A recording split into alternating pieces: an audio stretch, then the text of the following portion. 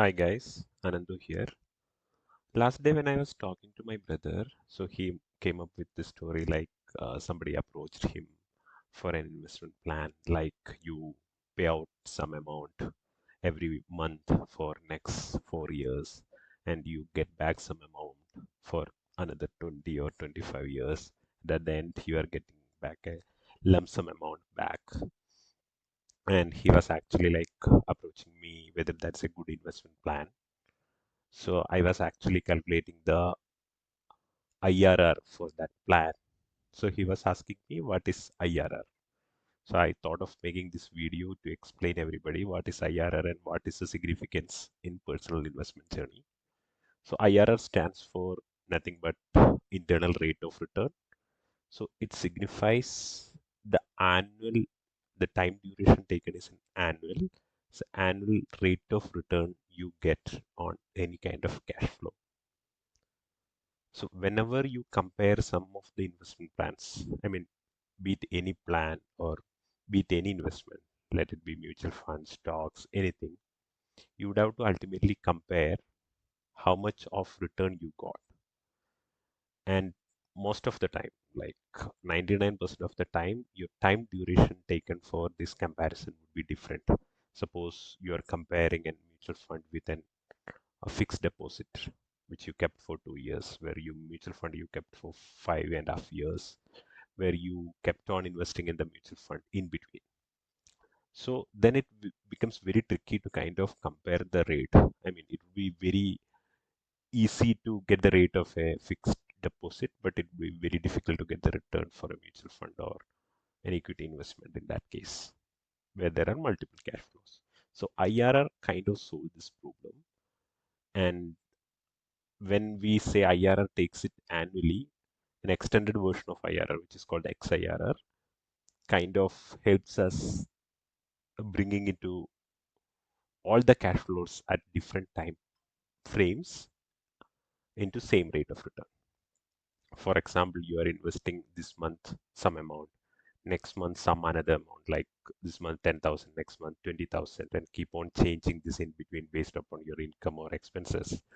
Now, at the end of the day, after 5 years, you want to know what's the kind of return I got, and you want to compare that with your friend's funds performance and kind of say which is better. So in this case, what you would have to do is to calculate IRR or say XIRR for both the investment plans and see which one is higher to kind of attribute which got a better return. So this gives you kind of sample calculation for XIRR, and these three cases I believe should solve all kind of your doubts on XIRR and give correct framework of how is the calculation behind XIR works. Now let's take a simple case. This is a simple case where let's take off the last year, which is 2024, January 1st, you invested 100 rupees. Since you are investing and it's going out of your pocket, I have put it as negative 100. And the 31st of December, you are getting it at 110. So everybody knows your return here is 10% even without calculating. So even XIRR is 10% because our time frame is also for XIRR also time frame is 1 year only. Now let's take a sample 2. So sample 2 will be this much only. So on 1st of January, you have invested 100 rupees where I put it as negative 100, and say like around mid of that year, which will be around 30th of June or like 2nd of July, that became 110. Now it becomes tricky, right? It's not a full year period.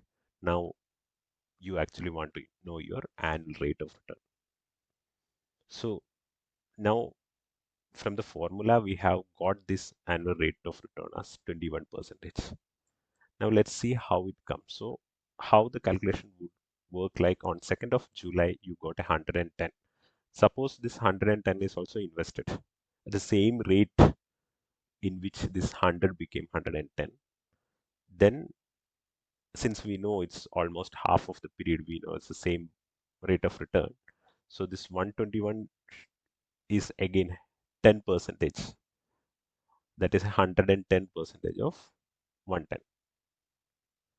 So this would essentially translate to something like this. You have invested on 1st of January 100 rupees, and you actually got on the 31st of December a 121 rupees. Now this is very much easy to think, right? In a 1 year, you got 21 rupees for 100, which is a 21 percentage XIRR. So XIRR is same in both cases. So that's why I depicted related cases for sample 2 and sample 3, and hope this kind of helps you to understand the proper concept of XIRR.